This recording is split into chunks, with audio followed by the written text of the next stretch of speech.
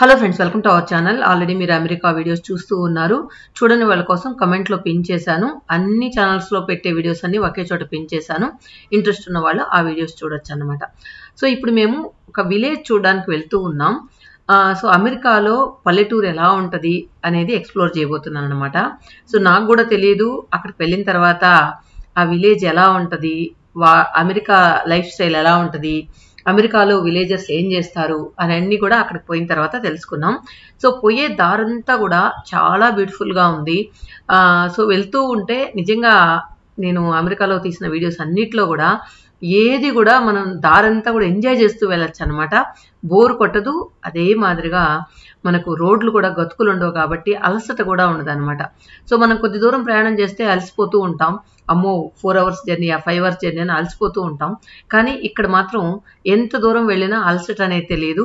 వెళ్తూ ఉంటే even nature లవర్స్కి అయితే ఇంకా బాగా ఎంజాయ్ చేయొచ్చు అనమాట. సో ఆల్రెడీ నేను నేచర్ని బాగా ఆస్వాదిస్తాను కాబట్టి ఈ గ్రీనరీ చూస్తూ ఉంటే నిజంగా కడుపు నిండిపోయింది అనుకోండి. అంత బాగుంది, అంత బ్యూటిఫుల్గా ఉంది. తర్వాత అమెరికాలో పల్లెటూర్లు అంటే మన పల్లెటూరులాగా ఉంటాయేమో, చిన్న చిన్న హట్లలాగా వేసుకుని ఉంటారేమో, పూర్ పీపుల్ ఉంటారేమో, చిన్న చిన్నగా వ్యవసాయం చేస్తూ ఉంటారేమో, ఒక్కొక్క ఎక్కర్ అట్లా పెట్టుకుని వ్యవసాయం చేస్తూ ఉంటారేమో అని అనుకున్నాను. కానీ ఇవన్నీ కూడా అక్కడికి వెళ్ళిన తర్వాత తారుమారైపోయాయి అన్నమాట. అదేంటంటే పల్లెటూరు అంటే చిన్న మన ఇండియాలో ఉన్న పల్లెటూరు లాగా అస్సలు ఉండదు అనమాట. వాళ్ళు కూడా మంచిగా ఇల్లులు కట్టుకొని హ్యాపీగా, అసలు పల్లెటూరు అంటే ఇలా ఉంటుందా అనే విధంగా ఉందన్నమాట. సో మనం ఎక్కడికి వెళ్ళినా కూడా ఇది చూడండి, ఇదొక పల్లెటూరు అంట. సో ఏంటంటే ఇక్కడ పల్లెటూరు అంటే ఇంటి పక్కనే పొలాలు ఉంటాయి. దాదాపుగా ఒక్కొక్క రైతుకి ఒక తక్కువ అంటే 2000 ఎకరాలు అలా ఉంటుందంట. 2000 ఎకరాలు ఉన్నవాడు ఇక్కడ పేద రైతు అని అర్థం. సో అలా అక్కడ 2000 ఎకరాల నుంచి స్టార్ట్ అవుతుందంట పేద రైతు అంటే. కానీ పేద రైతులు కూడా రిచ్ రైతుల్లాగా అనిపిస్తారు అక్కడ.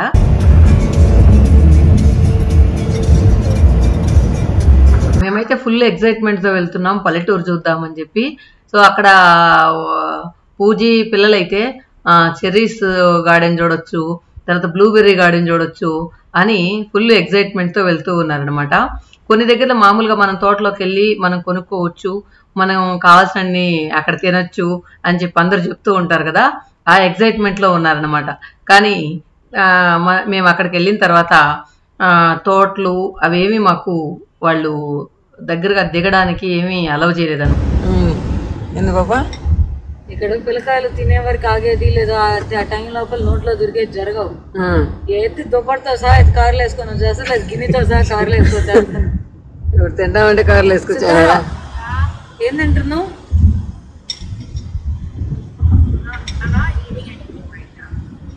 What were you eating? Rice,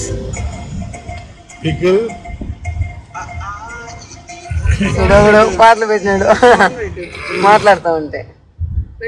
మీ నాన్న బ్యాక్గ్రౌండ్ సౌండ్ మళ్ళీ ఇంతేనా? మాట్లాడేశారా? నిద్ర వస్తుందా దానికి? నిద్రపోండి ఫ్రెండ్స్.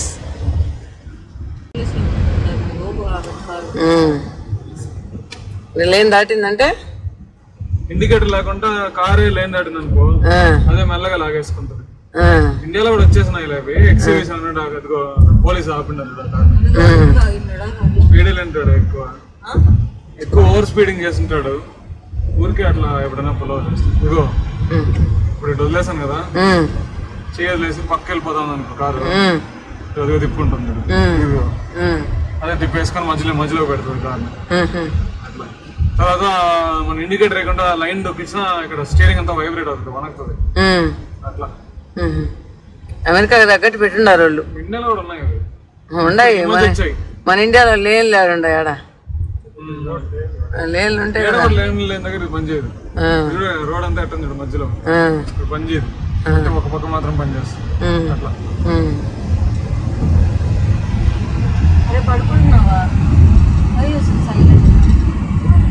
నిన్న అంతా నాన్ స్టాప్ గా మాట్లాడుతుంటావు కదరా.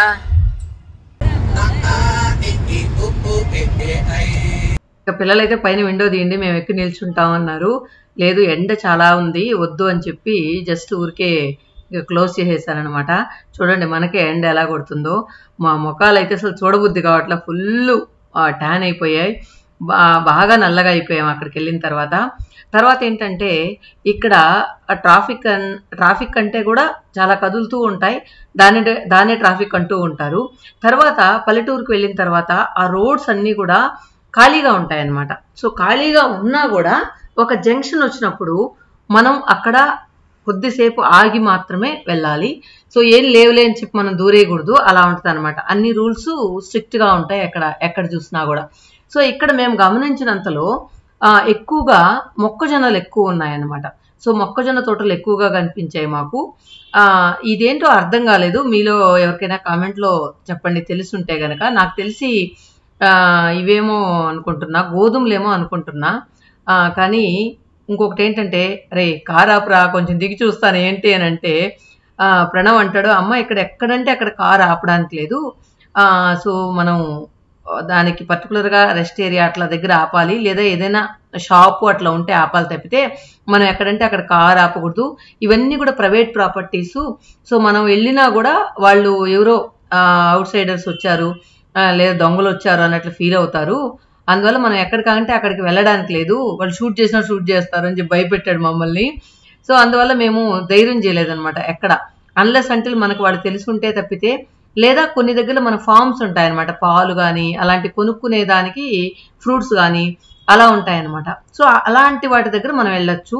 నార్మల్గా ప్రైవేట్ ప్రాపర్టీస్లో మనం అడుగు పెట్టకూడదు అంట అక్కడ. సో అందువల్ల మేము ఎక్కడ కూడా దిగి ఆ తోటల్ని ఎలా ఉన్నాయి ఏంటి అనేది దగ్గరగా చూడలేకపోయాం. కొన్ని ఏంటంటే దున్నుతూ ఉన్నారు, కొన్ని దగ్గరలో ఏంటంటే పంట నాటుతూ ఉన్నారు. సో అంతా కూడా ఇక్కడ లేబర్ కంటే కూడా మిషనరీ ఎక్కువ ఉంటుంది అనమాట. సో లేబర్తో చేసే పని చాలా తక్కువ ఉంటుంది, మిషనరీస్తోనే ఎక్కువ ఉంటుంది అనమాట. అందువల్ల ఏంటంటే మేము దగ్గరికి వెళ్ళి వాళ్ళతో మాట్లాడేదానికి కూడా భయపడ్డాం ప్రణవ్ చెప్పే మాటలు విని. తర్వాత మేము దారిలో వెళ్తూ ఉంటే మొక్కలు కట్ చేస్తూ ఉన్నారు, అది ఎలా ఏంటి అనేది ప్రణవ్ మాటల్లో విందాం. బండి ఆటోమేట్ వస్తారా, చెట్లుగా వస్తున్నారు ఇక్కడ చూడదు, ఎంచుకొని చూడదు, స్లో అని చెప్తుంది. వాళ్ళ దగ్గర వాకీ టాకీలు ఉంటాయి, ఇక్కడ అటుపక్క అక్కడ నిలుచుకుంటాడు, ఇటుపక్క ఆ చెట్లు కోసేసి ఎత్తుకోపోకుండా దాన్ని పొడి చేసేస్తారు, పొడి చేసి ట్రక్ లో వేసుకుంటారు కదా. వేస్తున్నారు. ఏదో బాగుంది కదా, ఎక్కడ కట్ చేసినా వెనకాల మళ్ళీ ఆ చెట్లని లాక్కుపోయి పక్కన బండ్లకి వెనకాల వస్తున్న వెహికల్స్కి ఆ మొక్కలు తగిలి ఇవన్నీ లేకుండా అక్కడక్కడే వాళ్ళు పొడి చేసి ఆ పొడిని తీసుకెళ్తారంట. సో అక్కడ చెట్లు కట్ చేయాలన్నా సో ఇందాక చూపిన విధంగా స్టాప్ బోర్డు పెట్టుకుని అటుపక్క ఇటుపక్క వెహికల్ పెట్టి వెంటనే దాన్ని క్రష్ చేసుకొని తీసుకెళ్ళిపోతారంట. సో ఇది ఏదో బాగుంది అని అనిపించింది. సో అన్నీ కూడా అక్కడ సిస్టమేటిక్గా జరుగుతూ ఉన్నాయి. అంతేకాకుండా ప్రతి ఒక్కరు కూడా రూల్స్ ఫాలో అవ్వాలి. ఒక్కరు రూల్స్ బ్రేక్ చేసినా కూడా ఫైన్లు చాలా ఉంటాయి. సో ఫైన్ చాలా ఉన్నప్పుడు ఏంటంటే ప్రతి ఒక్కరు కూడా పాటించడానికి ప్రయత్నం చేస్తారు. సో ఇది కొంచెం బాగా అనిపించింది అనమాట నాకు. ఈ రూల్స్ అండ్ రెగ్యులేషన్స్ ఏదైతే మనకు గవర్నమెంట్ పెడతారో దాన్ని వాళ్ళు పాటించినప్పుడు బాగా అనిపిస్తుంది. ఇక్కడ చూడండి ఇంట్లోనే స్విమ్మింగ్ పూల్ ఈ విధంగా రెడీ చేసుకున్నారనమాట వాళ్ళు. సో ఏంటంటే పిల్లలు ఏంటంటే వాళ్ళ అమ్మమ్మ నాన్నమ్మ ఇంటికి వచ్చినప్పుడు ఏంటంటే ఇది ఒక పల్లెటూరు అంట, వచ్చినప్పుడు టెంపరీగా అక్కడ ఇక్కడ పోకుండా ఇంట్లోనే వాళ్ళు అరేంజ్ చేసుకున్నారు. సో పిల్లలు హ్యాపీగా ఇంట్లోనే ఎంజాయ్ చేస్తున్నారు. చూడండి చాలా చిన్న ఇల్లు వాళ్ళది, ఇందాక స్విమ్మింగ్ పూల్ చూసిన వాళ్ళ ఇల్లు, కానీ స్విమ్మింగ్ పూల్ మాత్రం పెద్దదిగా కట్టుకున్నారనమాట. సో ఇవన్నీ కూడా అమెరికాలో పల్లెటూర్లు. సో అందరికీ కూడా పొలాలు ఆ పక్కనే అలా ఉన్నాయన్నమాట. సో అందరూ కూడా రైతు కుటుంబాలు ఇక్కడ పల్లెటూరులో. ఈ పల్లెటూరు ఎలా ఉంటుంది, రైతు కుటుంబాలు ఇక్కడే ఉంటాయన్నమాట. సో మా అన్న వాళ్ళ ఇంటికి దాదాపు ఒక 1 hour జర్నీలో ఇవన్నీ ఉన్నాయి. దూరంగా చూస్తున్నారు కదా, ఇవన్నీ కూడా ఫ్యాక్టరీస్. ఇవేంటంటే మొక్కజొన్న వాటన్నింటిని కూడా అన్ని రెడీ చేసి తప్పుకంతా తీసి ఆ గింజలు తీసి వాటిని ప్యాక్ చేసి ఇలా అన్నీ కూడా అక్కడికక్కడ. ఇక్కడ చూడండి రైట్ సైడ్లో అంతా కూడా మనం మొక్కజొన్న తోట చూడొచ్చు. ఈ మొక్కజొన్న తోట మళ్ళీ ఎక్కడికో తీసుకెళ్లి హార్వెస్టింగ్ చేసి అక్కడంతా కాకుండా ఎవరెవరు పొలాలలో వాళ్ళు ఇట్లా ప్లాంట్లు పెట్టేసుకో ఉన్నారనమాట. అదే చెప్పాను కదా, మినిమం 2000 acres ఉంటుందని. సో ఆ 2000 acres వాళ్ళ అక్కడే హార్వెస్ట్ చేసుకుంటారు అనమాట. సో ఇక్కడ మనం గమనించినట్లయితే ఒక్కొక్క పొలం స్టార్ట్ అయ్యేది కనుచూపు మేర వరకు మనకు గ్రీనరీ కనిపిస్తూ ఉంది. సో అందువల్ల ఏంటంటే ఎక్కువగా మిషనరీ ఉన్నందువల్ల వాళ్ళు 2000 acres కూడా అలవోకగా చేయగలుగుతారు. అదే మనం లేబర్ పెట్టుకొని చేయాలంటే చాలా పంట హార్వెస్ట్ చేయడం లేట్ అవుతుంది. At the same time cost కూడా ఎక్కువైపోతుంది అనమాట. సో మనకు కాస్ట్ని తగ్గించాలంటే మిషనరీ ఎక్కువ వాడినప్పుడు తగ్గుతుంది అనమాట. ఇందాక చూసారు కదా, ఇలాంటి బండ్లలో రైతులు పొలాలకి వెళ్తూ ఉంటారు. గుర్రపు బండ్లు ఎక్కువగా వాడుతూ ఉన్నారు. ఈవెన్ వాళ్ళు పంటలో చాలా వరకు కూడా గుర్రాలనే ఎక్కువ వాడుతున్నారు. మనం ఎద్దుల్ని ఏ విధంగా వాడతామో వాళ్ళు గుర్రాలని వాడుతూ ఉన్నారు. సో చూడండి, ఇవన్నీ కూడా రైతులకు సంబంధించిన ఫ్యాక్టరీసే. అంటే ఏం పంట వేస్తారు, దాన్ని ఎలా వాళ్ళు హార్వెస్ట్ చేసి మనకు డిపోస్కి లేదా ఏదైనా మాల్స్కి అలా పంపిస్తారో దానికి తగ్గట్లుగా వాళ్ళు ప్లాంట్లు అరేంజ్ చేసుకుని ఇక్కడే ప్యాకింగ్ చేసి రెడీగా వాళ్ళు మనకు అదే పంపించేలాగా రెడీ చేసేస్తున్నారు అనమాట ఇక్కడ. సో మేము చాలా దూరం వెళ్ళాం. అక్కడ ఒక విలేజ్ అట్మాస్ఫియర్ ఎలా ఉంటుంది, ఈ విలేజ్లో ఏవే వస్తువులు వాడేవాళ్ళు, ముందు ఎలా వాడేవాళ్ళు, ఇప్పుడు ఎలా వాడుతున్నారు, అవన్నీ కూడా మనం చూడొచ్చు. అక్కడ చూసారు కదా, ఇలా ఉంటుంది అనమాట. సో మొత్తం హార్సులతోనే మొత్తం వాళ్ళు మెటీరియల్ కూడా షిఫ్ట్ చేయడం జరుగుతుంది. సో ఇవంతా కూడా మనం గమనించినట్లయితే దూరంగా కూడా ఎక్కువగా హార్సులతోనే పని జరుగుతూ ఉంది, బండ్లతో. సో మొత్తానికి ఇక్కడ పేద రైతు అనేది మన ఇండియాలో అయితే ఒక రిచ్ రైతు అని చెప్పొచ్చు అనమాట. సో అంత బాగా వాళ్ళు పొలాల్ని ఈజీగా హార్వెస్ట్ చేస్తూ సప్లై చేస్తూ ఉన్నారన్నమాట. కొన్ని ఏంటంటే వాళ్ళ పొలాల దగ్గరే ఒక చిన్న షాప్ లాగా పెట్టుకుని ఉన్నారనమాట. అంటే ఫ్రూట్స్ పండించేవాళ్ళు, వెజిటబుల్ పండించేవాళ్ళు. సో అక్కడ ఎక్కువగా నేను పంట చూసింది ఏంటంటే క్యాబేజీ, క్యాలీఫ్లవర్ అవి చూశాను. తర్వాత ఇంకెక్కువగా ఇవే మొక్కజొన్న అవే కనిపించాయి. ఫ్రూట్స్ కూడా మేము వెళ్ళే దారిలో ఎక్కడా కనిపించలేదు. మోస్ట్లీ ఈ ఏరియాలో ఫ్రూట్స్ తక్కువేమో. కానీ అక్కడికి వెళ్ళిన తర్వాత రైతు బజార్ అని పెట్టున్నారనమాట. మనకు రైతు బజార్ ఎలా అలా పెట్టి అక్కడ అన్నీ కూడా ఫ్రూట్స్, వెజిటబుల్స్ అన్నీ కూడా మనకు అక్కడ దొరుకుతూ ఉన్నాయి. ఇక్కడ చూడండి, ట్రాక్టర్లు, మనకు ఆ పొలాలకు సంబంధించిన మిషనరీ అంతా కూడా ఇక్కడ అమ్ముతూ ఉన్నారనమాట. మేము వెళ్తూ ఉంటే ఇక్కడ ట్రైన్ ఎగ్జిబిషన్ ఉందన్నమాట. లెఫ్ట్ సైడ్లో మనం గమనించవచ్చు. ఇవన్నీ కూడా పాత కాలంలో ట్రైన్స్ ఏ విధంగా ఉండేటివి అనేది ఒక ఎగ్జిబిషన్ లాగా ఇక్కడ పెట్టున్నారనమాట. సో అన్ని రకాలు, అంటే స్టార్టింగ్ నుంచి ట్రైన్ ఏ విధంగా తయారు చేశారు అనే దాన్ని ఇక్కడ ప్రొజెక్ట్ చేస్తున్నారు. ఈవెన్ గూడ్స్ కానీ ఇవన్నీ కూడా ఇక్కడ ఉన్నాయన్నమాట. మరి అక్కడ చూసేదానికి అలా ఉందో లేదో మేము గమనించలేదు. మేము వెళ్తూ ఉంటే ప్రణవ్ చూపించాడు అనమాట. తర్వాత ఇక్కడ ఎక్కడా కూడా ఒక ఊరంటే ఏదో చాలా ఒక 100 ఇల్లు 1000 ఇల్లు అలా ఉండవు అనమాట. ఒక 4-5 ఇల్లు ఒక ఊరు అనుకోండి, అలా ఉన్నాయి. అక్కడక్కడ ఉన్నాయన్నమాట. ఈవెన్ అన్నవాళ్ళు ఉండే దగ్గర కూడా ఎక్కడా ఒక దగ్గరగా లేవు. అలానే ఇక్కడ చూడండి, ఎవరి పొలాల్లో వాళ్ళు ఇల్లు కట్టుకుని ఉన్నారు, లేదా ఒక 4-5 కుటుంబాలు కలిసి ఒక దగ్గర ఉన్నాయి. అలా ఉన్నాయి తప్పితే ఒక ఊరులాగా ఏదీ లేదనమాట. సో నేను అనుకున్నాను విలేజ్ అంటే ఇలా ఉంటుందేమో అలా ఉంటుందేమో అని అనుకుని ఎక్స్పెక్టేషన్తో వెళ్ళా. కానీ అక్కడికి వెళ్ళిన తర్వాత నార్మల్గా మనం అన్న వాళ్ళ ఇంటి ముందు దగ్గర నుంచి సిటీకి వెళ్ళే దారిలో ఎలా ఉంటుందో అలానే ఉంది. కాకపోతే అక్కడ పక్కన చెట్లు కనబడుతున్నాయి, ఇక్కడ పొలాలు కనబడుతున్నాయి, అంతే తేడా అనమాట. ఇందాక చెప్పాను కదా, ఎక్కడ జంక్షన్ వచ్చినా కూడా 4 వైపులా ఎక్కడ వెహికల్స్ రాకపోయినా కూడా మనం మన టైమింగ్ ప్రకారం ఎన్నో సెకండ్స్ ఉంటుంది అనమాట. 30 సెకండ్స్ ఎంత ఉంటుంది. ఆ సెకండ్స్ ప్రకారం మనం ఆపి మనం మన సిగ్నల్ పడిన తర్వాతనే వెళ్ళాలి. ఏదో ఖాళీగా ఉన్నాయని వెళ్ళకూడదు అనమాట. ఇక్కడ చూడండి, ఆ హార్స్తో బండి కట్టుకుని వస్తూ ఉన్నారు. ఇవంతా కూడా పల్లెటూర్లు కాబట్టి ఎక్కువగా మనకు హార్స్ బండ్లు కనిపిస్తూ ఉన్నాయి. ఎక్కడా కూడా మనకు ఎడ్ల బండ్లు అలాంటివి ఎక్కడా లేవు. అన్నీ కూడా హార్స్తో తోలేటివన్నీ కూడా చక్రాలన్నీ ఇనుప చక్రాలతో ఉన్నాయన్నమాట. సో ఇప్పుడు మనం ఒక విలేజ్ ఎక్స్ప్లోర్ అంటే విలేజ్ కాదు, అది విలేజ్ ఎలా ఉంటుంది అనేది ఎక్స్ప్లోర్ చేయడానికి వెళ్తూ ఉన్నాం. సో మొత్తానికి ఆ ప్లేస్ అయితే రీచ్ అయిపోయాం. సో ఇక్కడ చాలా స్కూల్ బస్సెస్, చాలా కార్లు ఆగి ఉన్నాయి ఈ లోపల ఈ విలేజ్ని చూడడానికి.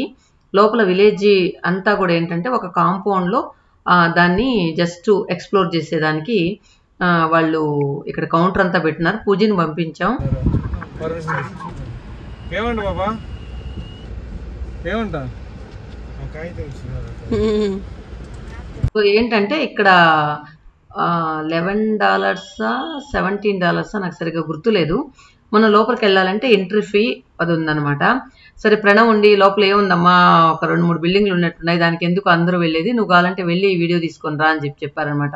ఇది చూడండి, అమిష్ విలేజ్ దీని పేరు. ఇక్కడ ఏంటంటే లోపల ఒక అంటే ఆ కాలంలో వాళ్ళ హౌస్ ఎలా ఉండేది అనేది ఒక హౌస్.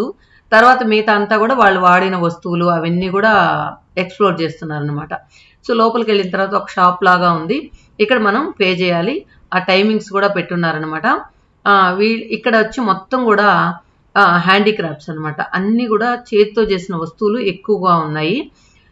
బ్యాగ్స్, తర్వాత ఏంటంటే రకరకాల సోపులు, తర్వాత కీ చైన్స్, అవన్నీ కూడా హ్యాండ్ మేడ్ అని చెప్తున్నారు.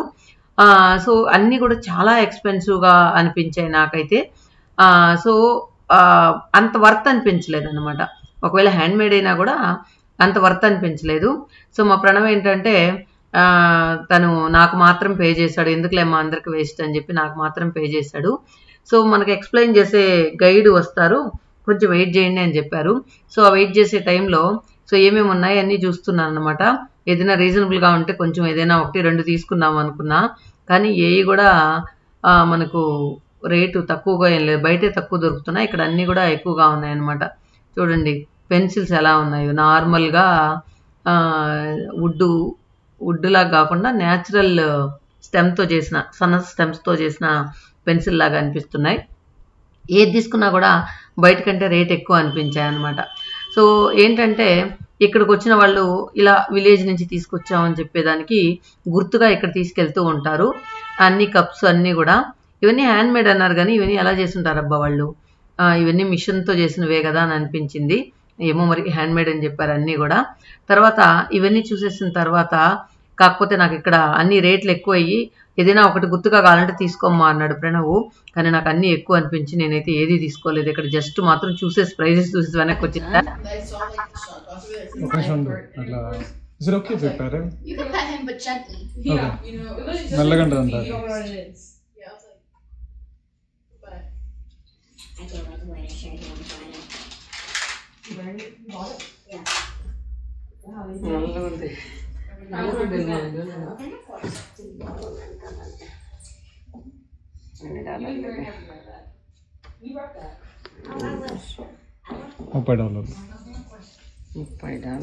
ఏముంటుంది $30గా హ్యాండ్ మేడేనా? అవును, నేను ఎక్కువ కూడా పట్టం మళ్ళీ చూడు అదా వేస్టే. అక్కడ చూడు ప్యాంట్ ఎంటర్ చేస్తున్నారు పక్కదమ్మా వాళ్ళ డిఫరెంట్గా దూరంగా పెట్టి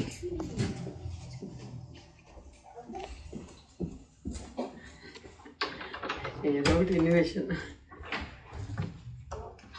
Hey, come on in. Okay, just give me 1 second. Thank you.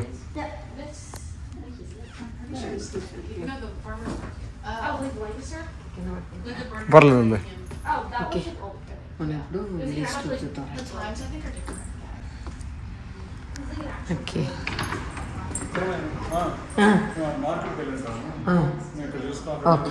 అక్కడే వచ్చుంటాం. ఓకే. సో గైడ్ అయితే వచ్చాడు. వచ్చిన తర్వాత ప్రణవ్ నన్ను లోపలికి పంపించి అన్నీ చూసుకొని రాము, మేము బయట వెయిట్ చేస్తుంటాం, ఈ లోపల మేము రైతు బజార్కి వెళ్ళేసి వస్తామని చెప్పాడు. సో ఇక్కడ అన్నిటి కూడా ఆ కాలంలో వాడిన వస్తువులు ప్లస్ ఆ కాలంలో వాళ్ళ హౌస్ ఎలా ఉండేది అనేది మనం ఇప్పుడు చూడబోతున్నాం. నార్మల్గా మనకు ఇండియాలో అయితే చాలా ఇదిగా ఉండేది, ఇక్కడ కూడా మనకు మోడర్న్గా అనిపిస్తుంది. పాత హౌస్ అయినా కూడా మోడర్న్గా అనిపిస్తుంది. సో ఈ హౌస్ను మొత్తం ఎక్స్ప్లోర్ చేద్దాం. సో నెక్స్ట్ వీడియోలో చూపిస్తాను ఇవన్నీ కూడా.